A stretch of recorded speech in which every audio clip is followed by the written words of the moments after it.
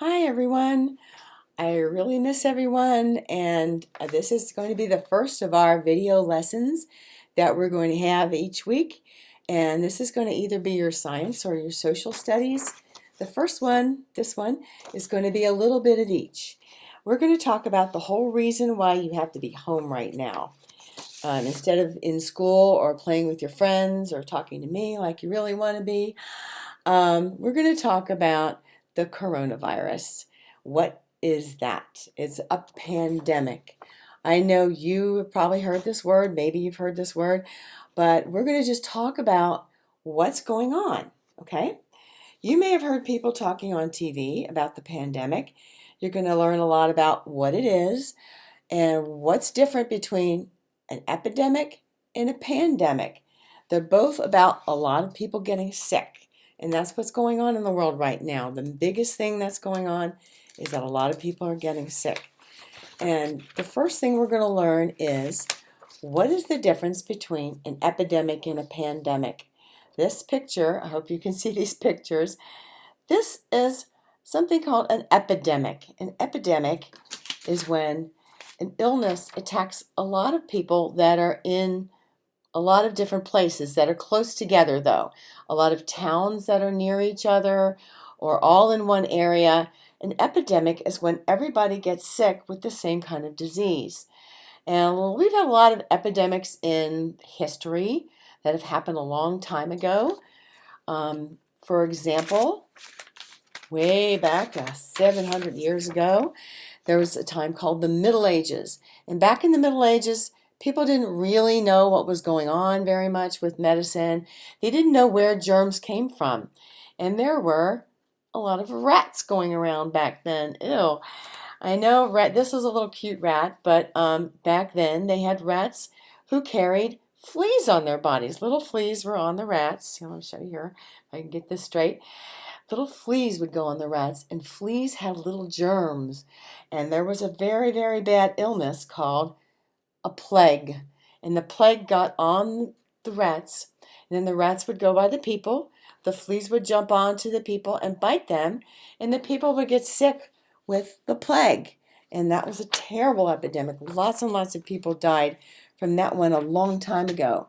And then it got closer and closer to where we are now, and it wasn't so far again, and people started learning more about medicine. And then we had some other epidemics, though, that would go around, and people would just get a little bit sick with them. We used to have something called measles, and we used to have something called whooping cough. Way back when I was a kid, I got those things. I had measles and whooping cough, and I had to stay in bed for a long time. And a lot of people in the area would catch it from each other. When I was a kid in school and we had measles, measles are like little red dots all over your body, and they itch and they're horrible. And you guys will never get them because you got shots that will keep you from getting them. But I didn't have those shots back when I was a kid. And we had these things, and we would just have to stay in bed. And a lot of people caught it, and we just treated it. Some people got very sick, some people didn't. And you got over epidemics. But now, that was an epidemic. This is a pandemic. The difference is, a pandemic is a very bad disease that goes probably around almost the whole world. And lots more people get a pandemic. And it's very dangerous. Coronavirus, what we have now, is a pandemic because it's in most of the countries in the world, not all of them. But this one's something we have never seen before. We don't really know exactly what to do or how it spread, but we are trying to learn more and more all the time. So the difference we learn between these two things are, an epidemic is only found in certain places. A pandemic is an illness that spreads through almost the whole world. Okay, so now we know more about epidemics and pandemics, so that's what we've got going on. But we are learning new ways to fight this every day. Don't be worried. This one is called the coronavirus. This is a virus. It affects your respiratory system. Okay, we know that your nose will get it, maybe your lungs will get it, all the things that make you breathe. And the coronavirus can cause coughs, runny nose, fever, and trouble breathing sometimes. Some people only get a little bit sick. Most people will only get a little bit sick, and most people will get over the coronavirus. It'll go away. But some people can get very, very sick, which are mostly people who already have sickness in their body or people who are a lot older. They're the ones who mostly get very sick, and they can go into hospitals. So now there's something, we got to do something about this. Coronavirus is making a lot of people very sick who are in hospitals. Okay? So we have to take care of those people. And what can we do if everybody's getting sick? Well, one of the things is, okay, this is our president, okay? This is Donald Trump, and we've talked about him in class before. You all know the president is the person who is in charge of our whole country, okay? And he is the one who makes a lot of the rules and says a lot of the things that we do. And he has come out, and he's got a team of people with him, doctors, very smart people, doctors, business leaders, lots of different leaders in the country, and people who work with our money, our economy. We've talked about that before. How do we make money if people can't work? There's a lot of decisions that have to be made by the president.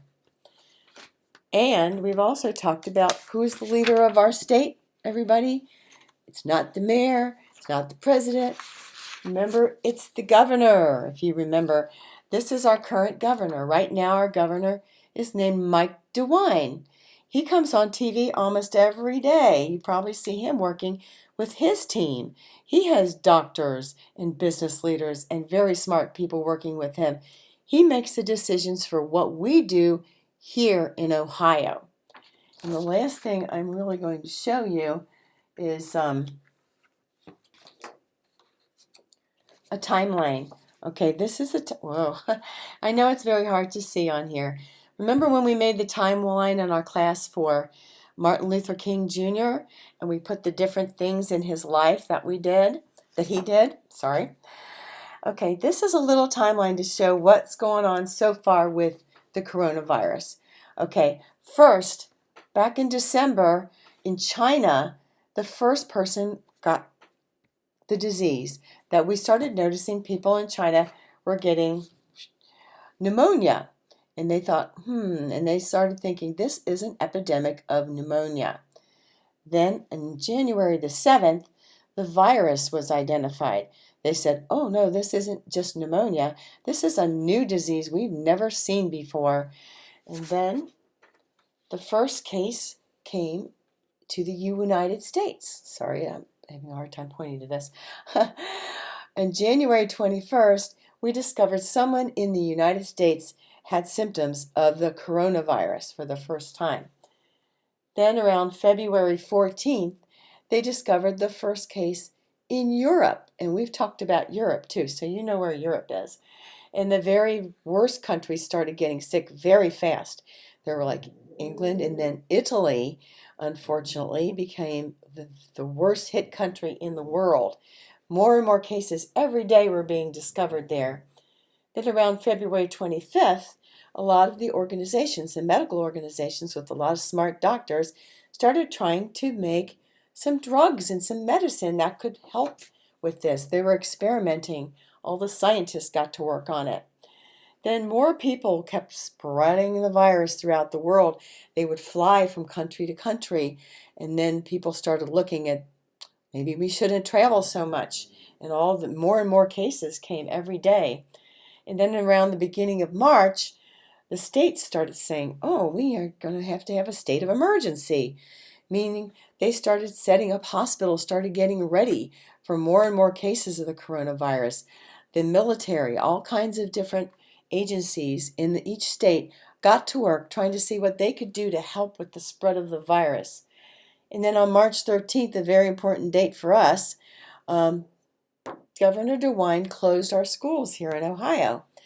And they also, on that day, Donald Trump, our president, decided to start some things in place to where we could get money to people who needed help.